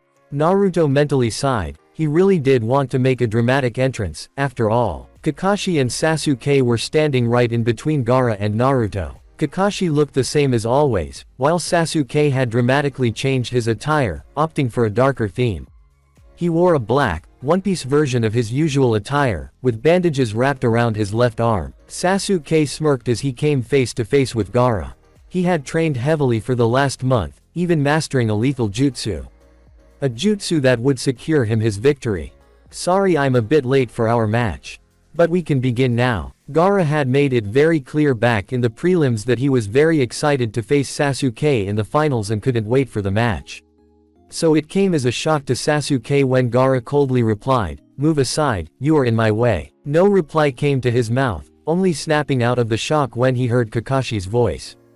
Is that you, Naruto?" Kakashi blinked as he came face to face with a face that looked painfully similar to his late sensei. The dots took a moment to connect and once they did, his eye went wide. Is that you, Naruto?" Naruto was already annoyed for the interruption, so his patience was thinner than usual. He snapped back, "Yes, it's me. Now would you mind taking Sasuke to the stands with you? You are interfering with my match." Kakashi blinked and turned to Genma. "We are not late, are we?" Genma gave him his best deadpan look. "You are a bit too late, actually. Uchiha Sasuke has been disqualified due to being late for his fight and won't be fighting in any of the matches for a chance at promotion. He will only fight in an exhibition match at the very end of the tournament." Anger filled Sasuke's features and he snarled in a whisper, "You can't do that." Genma was unimpressed with the glare. "Tell that to the Hokage. It was his decision in the first place. Now get out of my arena," he motioned to them. Sasuke turned his snarl onto Naruto. "Move, Naruto. This is my fight." Naruto fired back in a calm manner. "Your match was in the quarter-finals, Sasuke. This is the semi-finals. Get off the field." Sasuke almost made to punch Naruto when Kakashi grabbed his shoulder tightly. "Calm down, Sasuke." Turning to Naruto, he gave an eye smile. The whole month he had felt tremendously guilty for not training Naruto. Seeing this as the semi-finals, it was easy to conclude that Naruto had won his first match against Neji. "Congratulations on winning your first fight, Naruto. All the best for this one." With that, he shunshin to the stands with all the rookies and Jonin senseis. Genma turned to Naruto and Gaara. "Are you two ready?" Naruto nodded, while Gaara made his impatience known. "Just start it already. Mother is hungry for his blood." Genma nodded and chopped the air in front of him. "Hajime." Naruto immediately jumped back. Gaara whispered with a crazy expression, "Make me feel alive, Uzumaki." The cork on his gourd flew off with the pressure his sand was putting on it. An enormous amount of sand, almost half of it, Naruto estimated, flew out and rushed towards him. Naruto immediately flash-stepped to 20 meters behind Gaara to avoid it. "It's not enough. I'll have to goad him until he unleashes every grain of his goddamn sand." He pulled out 4 of his Hiraishin kunai, and flash-stepped back to his previous position to avoid the stab of sand. The only thing he left behind was the kunai, lodged in the ground. He repeated the process until the 4 kunai were scattered in a trapezius position around Gaara. "You won't get me like that.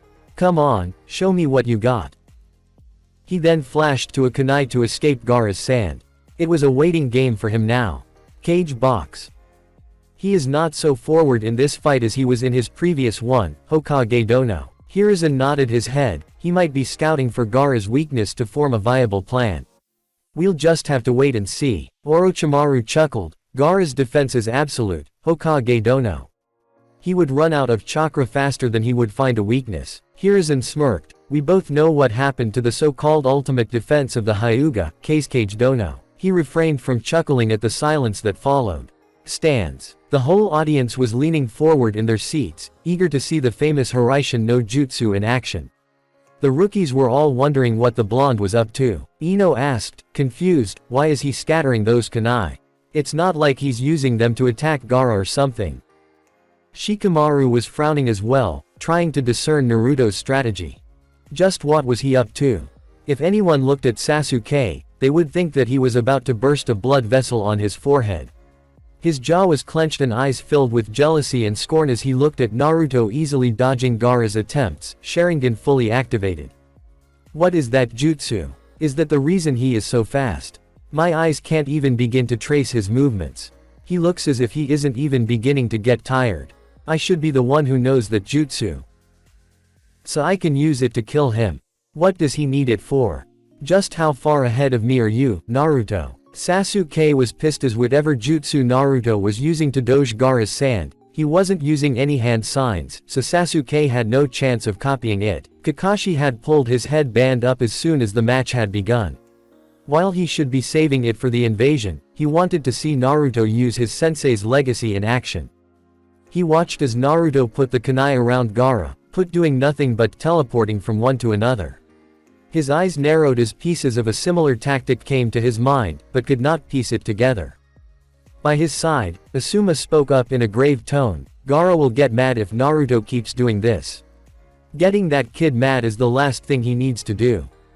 Kakashi absently spoke up, eyes keenly observing the match. On second thought, that might be exactly what he might be trying to do. The three other Jonin whipped to stare at him with wide, disbelieving eyes. The genin, who had heard the conversation as well, turned to stare at him with wide eyes as well. But unlike the Jonin, there was a bit of fear and horror in their eyes. Is he mad or what? Ino almost shrieked. But Kakashi was not worried at all. From what he had seen of Naruto up until now, Naruto resembled his father more than his mother. And if Naruto was even half like his father was, he had no reason to worry. Arena. He could see it. Gaara was beginning to show signs of irritation at his repeated escape attempts. He had started to flash step around as well, not wanting to give Gaara a pattern to follow his kunai. If he thought Naruto was only using the kunai to escape his grasp, he just might uproot and throw them away. Gaara was gritting his teeth as Uzumaki yet again escaped his grasp. More sand flew from his gourd as he tried cover a larger area with it, cutting Naruto's chances of escape. Why are you escaping, Uzumaki? Face me. Now's my chance. Flash stepping to a more cleared part of the arena, he called out. Gaara. Gaara narrowed his eyes, his sand momentarily pausing in its pursuit of Naruto. What is it, Uzumaki? Are you afraid to face me? Is that why you were running away? To his surprise, Naruto snorted out loud. You think those pathetic attacks can get to me? Your sand has yet to even come close to touching me. Come on, Gaara, unleash every drop of your sand. His words had the intended effect on Gaara. More sand flew out of his gourd, and he uncrossed his arms. His face split into a truly frightening grin. Naruto internally smirked. Just one more push should do it. Naruto spread his arms out. In your own words, make me feel alive. The last part was whispered with a challenging grin. That finally did it for Gaara. An opponent who was asking the same thing he asked from him. This was almost like a rare treat for him. No one asked him to make them feel alive, as he was usually the one to do it. With deadly intent, he whispered, "Fine, Uzumaki." He commanded all of his sand to come out of the gourd, which was truly a huge amount. It could cover almost one entire half of the arena in ankle-deep sand. He shouted as he spread his own hands, almost laughing. Let's make each other feel alive. Cage box. Hiruzen was intently observing the match, trying to make out Naruto's plan. Naruto was mad if he wanted to fight Gaara at full power, but there was a glint in Naruto's eyes that told him that this was part of a plan. Orochimaru was barely refraining from laughing in joy. He couldn't have asked for a more entertaining match. He doubted that even Sasuke could have given such entertainment to him. He secretly signaled for his people to be ready. The time for the invasion to start was drawing to a close. Stands. Every rookie and Jonin sensei watched in horror as Naruto asked Gaara to come at him with full power. He had basically just signed his death warrant, many thought. Sakura almost shrieked, "What is that idiot doing?" Guy nodded grimly, "I have to agree with your student, Kakashi. Fighting that genin at full power seems to be an extremely bad idea." Kakashi gave no reply as worry began creeping in him. He could only hope Naruto had a plan to deal with that amount of sand. Sasuke intently watched with his Sharingan active, ready to spot any hand signs that Naruto might weave. He would take any opportunity to copy Naruto's jutsu. Not once did concern rang for his teammate potentially facing his death. Arena. The crowd gasped at seeing the huge amount of sand rotating behind Gaara in form of a vortex. Gaara was grinning in a way that would have sent many shinobi running in the opposite direction, but not Naruto. Naruto was prepared for this. "Take this, Uzumaki." The vortex rushed towards with the force of a sandstorm. Naruto narrowed his eyes and gathered his chakra. He jumped almost impossibly high, clean above the rushing vortex, two Hiraishin kunai in hand. He threw one of them 20 meters behind Gaara, completing the pattern he was going for. Gaara was so deep into his bloodlust that he failed to take notice of the kunai arranged around him in a pentagon. The other one went 20 meters ahead of the kunai he just threw. As he predicted, the vortex changed direction and headed right for him. When he was still in the jump, he thought he might have heard someone shouting his name, but he could have imagined it. Just as the vortex was about to hit him, he flashed to the last kunai he threw, momentarily entering safe zone. Stands. Sakura could no longer hold her concern for her teammate. Everyone watched in horror as the vortex almost swallowed, at which point Sakura shouted, "Naruto." She practically melted in relief when Naruto disappeared, reappearing at the kunai he just threw. Looking back, she saw that everyone unconsciously relaxed from the tension. Kakashi didn't know that he was holding his breath until he released it. He had not seen such dangerous maneuvers in a long time. He was used to seeing his sensei do it like that, but Naruto on the other hand, it was strangely nostalgic, almost like seeing his sensei in action arena. Naruto appeared at the kunai in a crouch, expression serious and eyes set on the sand vortex. Gaara turned around and wasted no time in sending the vortex towards Naruto very gleefully, but this time, he split it in four, so that it would converge on Naruto from four different directions. Naruto only needed two hand seals to make this work. He had already saturated the air with his chakra before, so his chances of success were high. Tiger Bird. Sweden. Mizu Tatsumaki no Jutsu. Naruto converted the entire amount of chakra he had saturated the air with into water chakra. A giant spinning vortex made of water of his own seemed to suddenly come into existence around him. The four smaller vortexes of sand crashed into the vortex from four different sides. Naruto was rotating his water vortex at such a high speed that the sand that crashed into it was dispersed almost instantly upon contact, becoming wet and heavy. Cage box. It is very surprising to see that he has a water affinity as well, one strong enough to draw water from thin air. Wasn't the Nadaime known for the same feat? Orochimaru asked in genuine surprise. Not every day he met ninja, let alone a genin, who could perform feat like some of the Cage. Hiruzen nodded, a relieved smile appearing on his face. He did have a plan after all, he mused. Stands. The crowd was cheering Naruto on. They thought that Naruto would escape using the Hiraishin, or worse, get crushed.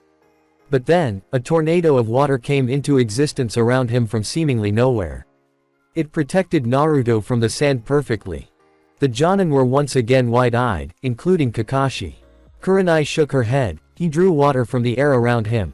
Most water users can't do even half of what he just did. Guy and Lee were shouting. Such youthfulness. Kakashi pointed out to his peers and the genin, whose eyes were wide with wonder at the display of power. Not just that, but that jutsu acted both as a defense and an offense in Naruto's favor. Sand becomes heavy when hit with water. So by hitting Gaara's sand with water, Naruto negated the sheer control Gaara had on his sand, ensuring his safety simultaneously. No doubt, Gaara would find wet sand increasingly difficult to control. As Kakashi explained Naruto's move, Sasuke found himself getting increasingly frustrated. Why was Naruto so powerful in comparison to him? Was he hiding this much all along? He had to painfully admit, Naruto had dealt with Gaara much more efficiently than he would have. He had nothing but taijutsu, speed, and the jutsu Kakashi had taught him to deal with Gaara, which really wasn't much compared to what Naruto had. His fire was useless unless it was hot enough to turn sand into glass, which it wasn't. He couldn't even copy Naruto's jutsu, for fuck's sake. In addition to the absence of a water affinity, he needed to see all the hand signs to copy a jutsu. Naruto obviously had a very high water affinity to use a jutsu like that too in the absence of water and with only 2 hand seals. He knew Naruto had a large amount of chakra, but this was just ridiculous. He was still not looking winded. He clenched his fist so tight that blood seeped out. The cursed seal throbbed on his shoulder, but he forcefully pushed its influence back. I will make your power my own, Naruto. Just you wait. Arena. Naruto maintained the vortex for about 5 seconds, after which the sand stopped coming. Dispersing the vortex outwards with a flourish, he smirked at the results. All the sand that he had been attacked by was now wet, saturated with water and heavy. It won't be as fast as before. Gaara watched in alarm as his sand collided into a water vortex that seemingly came out of nowhere. He realized too late, even with Mother shouting in his head, what Naruto had planned, but it was too late. Almost all the sand was wet now, and only a tiny amount was available to him, the only amount he was able to pull back before it was too late. He rotated it in the form of a ring around him to prevent it from getting any more wet. Naruto didn't waste time admiring the effects of his jutsu. Forming the bird seal, he took a deep breath and let go. Sweeten. Mizoripa. A jet of water was expelled from his mouth, heading towards Gaara with great force. Gaara looked stunned as the sand automatically formed as a barrier in front of him, taking the brunt of the water. Gaara hadn't felt this helpless in a long time. Uzumaki had a counter for his sand, which was a major part of how he fought.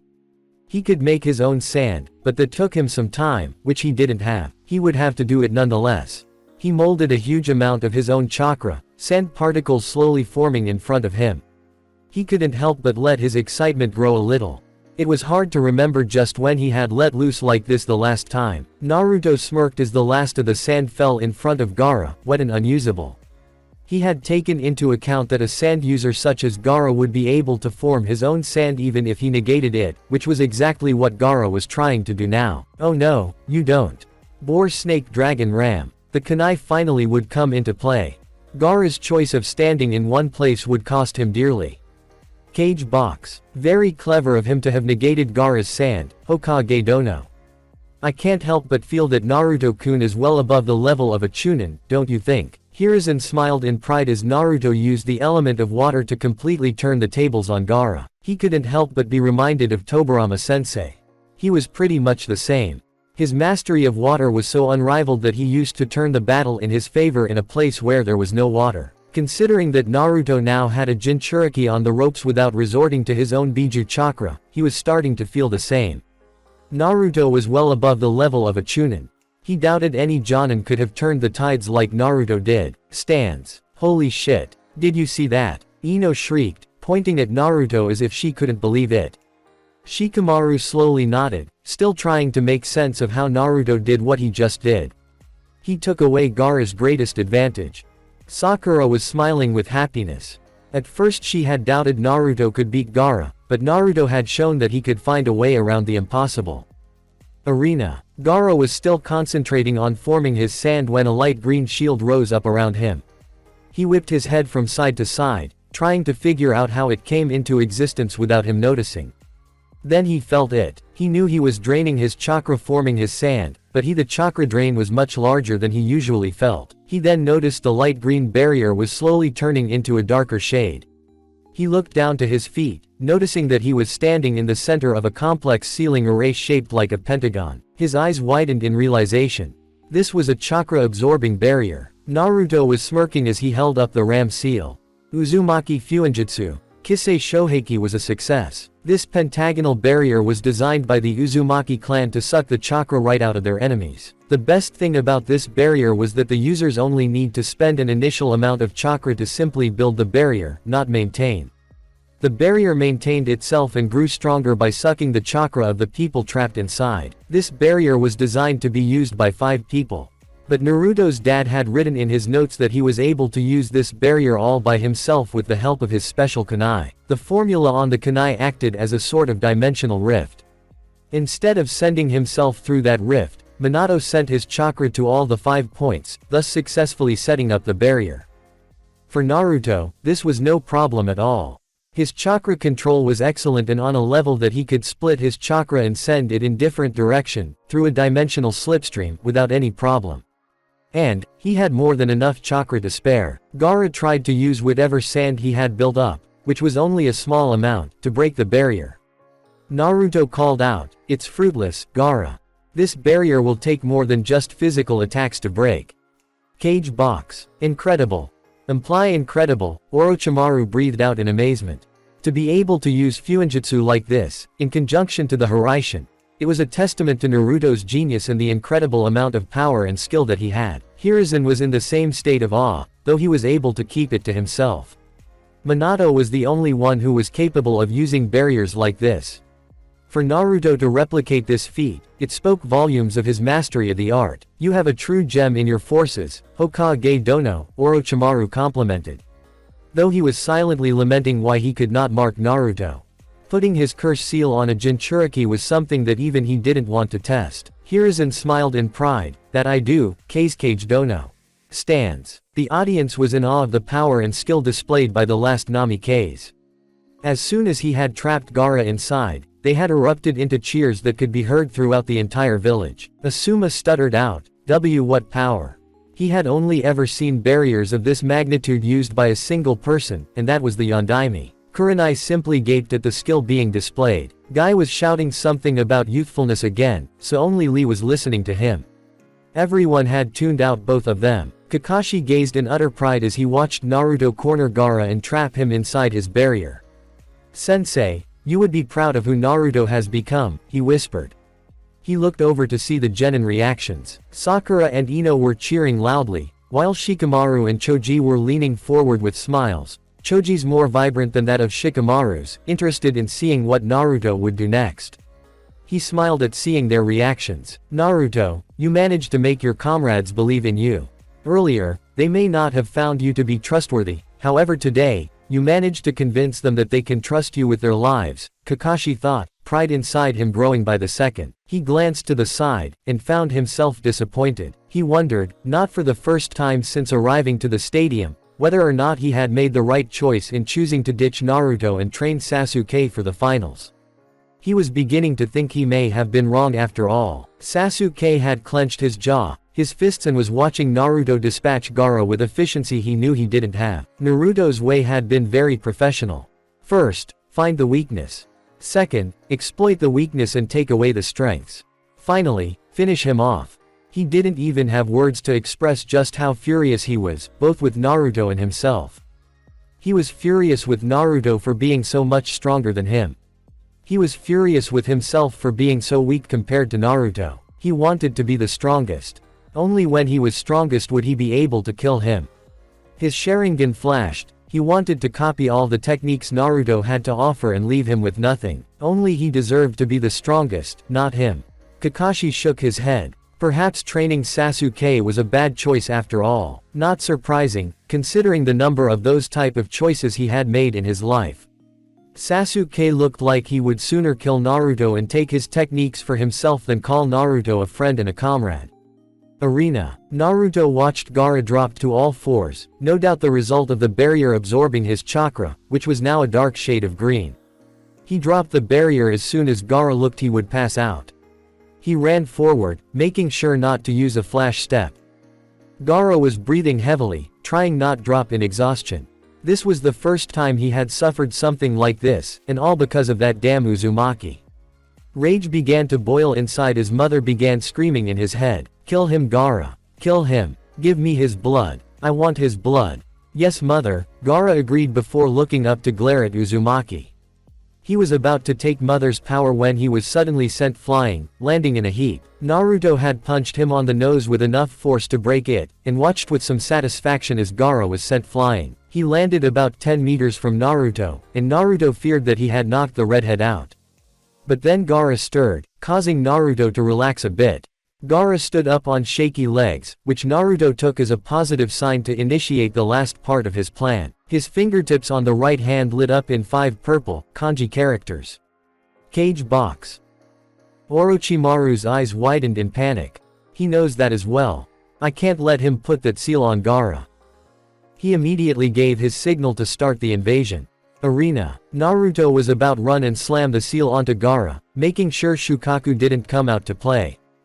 Gaara felt something wet on his face. He wiped his hand and took a look at what it was. A scream so chilling erupted from his throat, and Naruto took that as his chance. If he was late, he would never be able to put it on Gaara again. Blood. My blood. Gaara screamed in pain. He had never seen his own blood before. He wasn't if he even had it. But he knew now, and it hurt so badly to see his blood. His mind snapped, and he only wanted to kill everyone and everything that hurt him, including Uzumaki Naruto.